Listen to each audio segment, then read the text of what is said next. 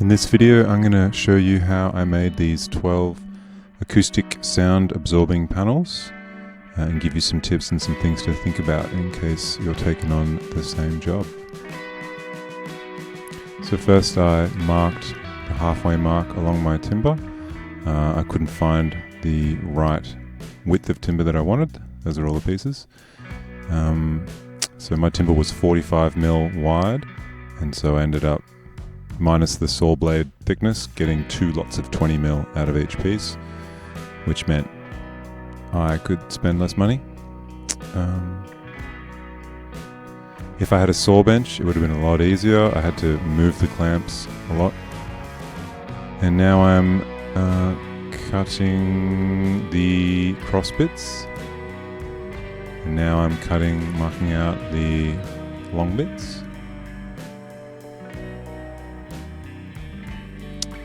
And now I'm marking out where the holes are going to go in the ends of the cross pieces, because the long pieces overlap the cross pieces.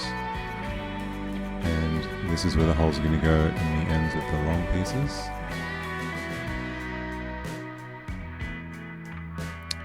And I'm just using the same measurements on every piece and just hoping it all lines up, and it all pretty much did line up pretty well, rather than custom imprinting marks on each piece.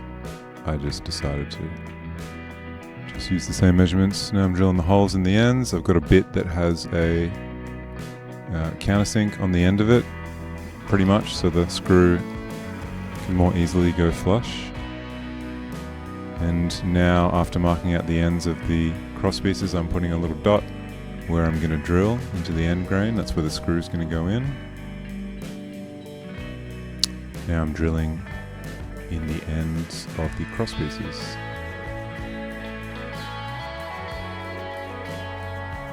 And now I'm just putting in the screws into the ends of the long pieces, so that, and just making sure the tip of the screw is just poking out the end, so that when I glue and put the cross piece in, the tip of the screw fits into the hole that I've already drilled, and it all lines up pretty well.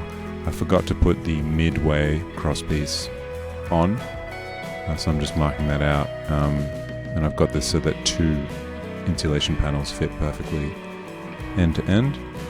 And now I'm gluing the frame together. The little tips of the screws are just poking through, and they find their ways into those holes that I've pre-drilled, and it's pretty much flush.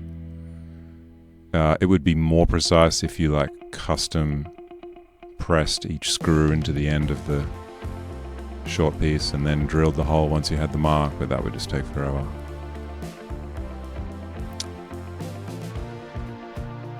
Hot tip here, don't put the glue on the piece until you're ready to screw into it, because you can just make a mess with glue going everywhere. It's still pretty flexible until it's all, so here, just put the glue on as soon as you're ready, not like before. And here are my 12 frames. Okay, now I'm laying down the outer fabric and then the inner fabric.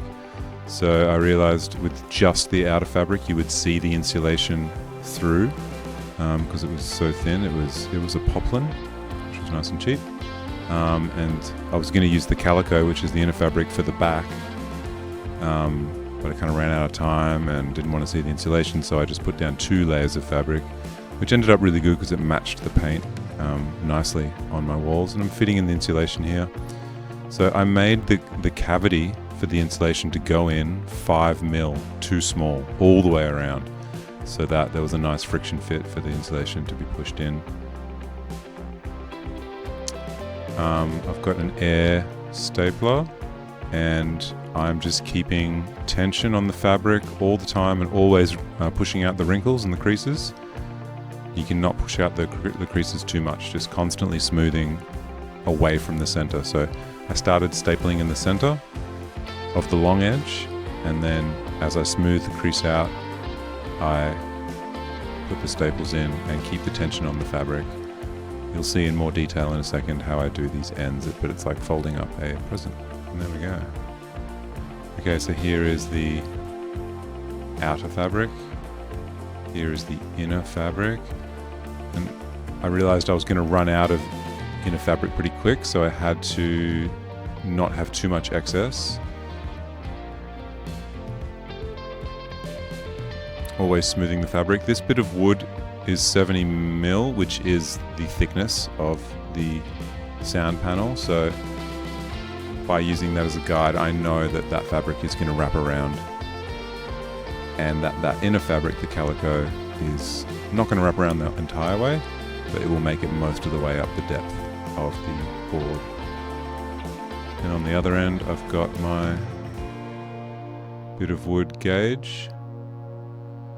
Okay, now I'm going to go get the insulation panels. Use gloves because the stuff's itchy and probably not good to get on your skin. This is nice firm stuff. It's called sound break. It's not just earth wool, which goes in your ceiling. It's actually acoustic. It's not the best you can get, but it's better than the cheapest stuff. You can see it's a little bit tight in places. It kind of creases if you've made the cavity too tight. You really don't want to go more than 5 mil too tight. Otherwise it'll kind of crease. Okay, the other end, getting my bit of wood down. Okay, here I am cutting the calico. I really recommend having one of these rotary cutters. It really makes it a lot easier.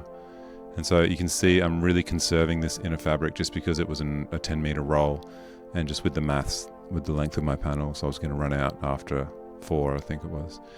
So now I'm putting down my bit of wood and another little bit of wood, and this just gives me a little bit of overlap. I just measured it all out so that when I fold that fabric up, it goes up and across with just a little bit of slack, a little bit of margin. Okay, here I am starting in the middle of the panel. I realized that the face down had like a knot in the wood, and it was going to come through and have a little rough edge, so I flipped the whole thing around. You always want to have the smooth, nice edge facing out. And when you select your wood, you want to make sure that there's the least number of knots and it's not bowed. And when you're cutting your wood, you want to try and keep the knots in the waist. So I just did the first staple, ran out of staples. Highly recommend an air stapler. I would not use like a mechanical staple where you have to put your weight on it. That's just not going to work. Okay, keeping the tension on the fabric and smoothing, there it is.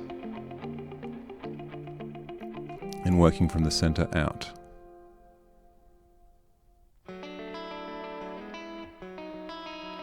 And then going back to the center and moving in the other direction.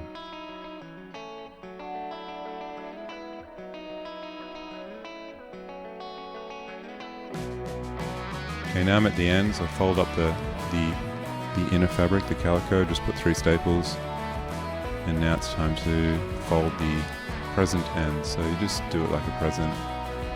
Everything's taut, everything's smooth, you just lock it in. You could go to the center here and then go to the left side. I kind of played around with a few different ideas. As long as everything's taut and you're always smoothing creases, it'll work out fine.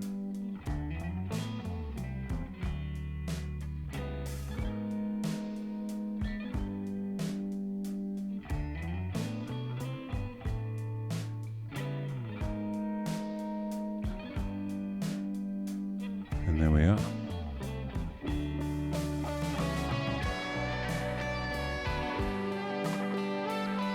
And so that was how I made these 12 acoustic sound absorbing panels.